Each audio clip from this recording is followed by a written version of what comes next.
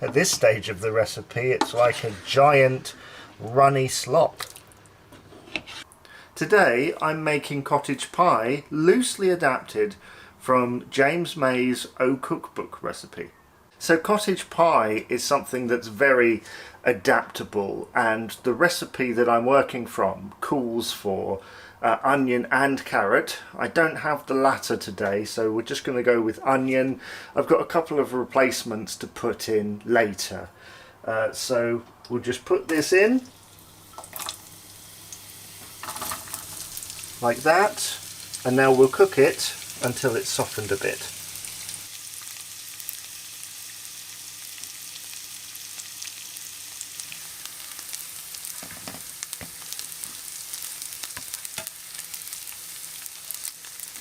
The recipe calls for beef, you know, because cottage pie. I've got turkey here. It's just something that we had in the house when I decided to make this, so just going to put that in there, and there's some paper underneath, so I'm going to take that out. So I've just taken the paper off, and now you've just got to leave this to cook and break it all up in a minute, or now as the case may be.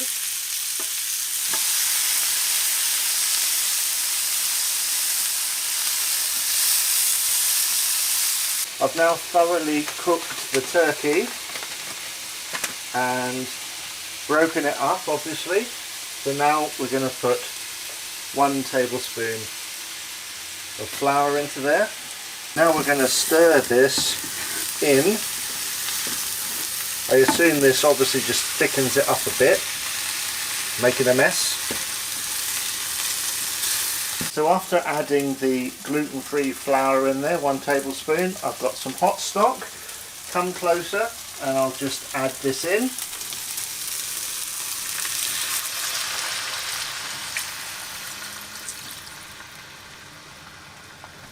Like that. The sizzling has stopped.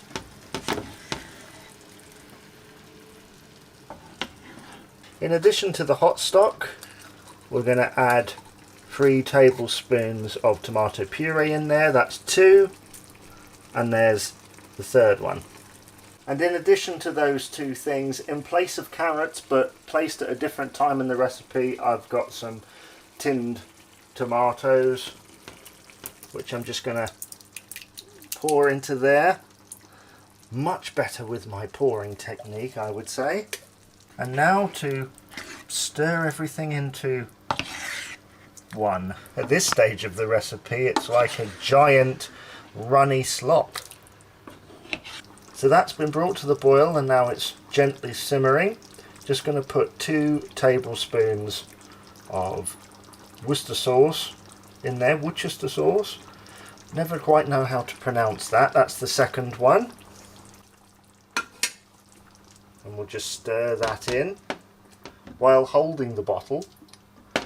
So I've just put salt and pepper in there, and now it's time to cover with the lid and let it cook in its own juices, I guess. So it's a little while later now, and I made a slight error. I was supposed to boil the potatoes and stuff first and kind of do it in tandem with the sauce over here, but I did it afterwards. So I boiled these for 20 minutes. This has just been simmering away nicely in here, and I'm just mashing the potato. If you want to see me learn how to make mashed potato, the sausage and mash video on the channel is there, so go and check that out. But I kind of skipped forward a few steps because I thought you as the viewer have already seen me do that. So now the potato has been mashed with butter and seasoning such as salt and pepper and mayonnaise, and now it's time to scoop the mixture into this dish. So let's do that. I'm not sure whether I'm supposed to do this evenly. I think I've just been told that we take the lumps like that, and then we scoop all the sauce in later, So I'm just taking little bits of the lumps in there, and I'm just going to spread them around the dish. I do love cottage pie, and I'm very much looking forward to trying this, because there's just something so like wintry warmy about it. So pretty much all the lumps are in there. I'll put the sauce in, and then it will be time to put the mash on the top. So now let's put the potato on the top here, just in any old formation to begin with, and then we'll spread it out evenly so that it looks pleasing. So yeah, just putting those in lumps. Put quite a lot of pepper in this mash, but I don't think you can go too wrong with that, can you?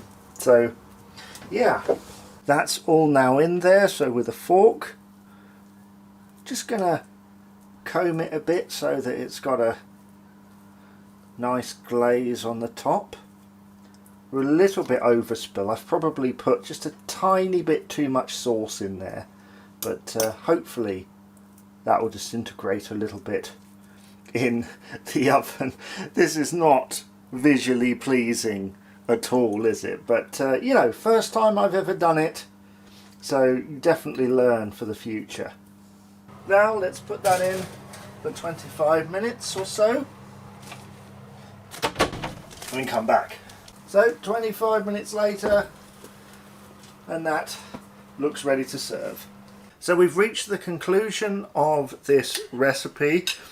You can see that it's got nice and crispy on the top. The mashed potato, I haven't seen that for a little while. The recipe is one of those, it's so adaptable. You can do so many different things. The book says you can put peas in it. That was actually one of the list of ingredients, but I didn't see it in the rundown of things, so I just completely skipped past it. But this is perhaps a bare bones cottage pie. I think the book also says as long as you've got your mincy bit and your potatoey bit, you're pretty much set. So in the future, some peas, some carrots, maybe a bit else.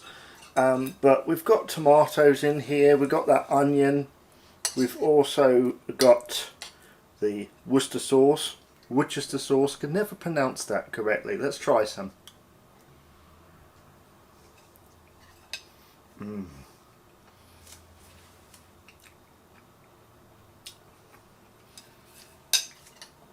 I mean, that is just packed with hearty flavour.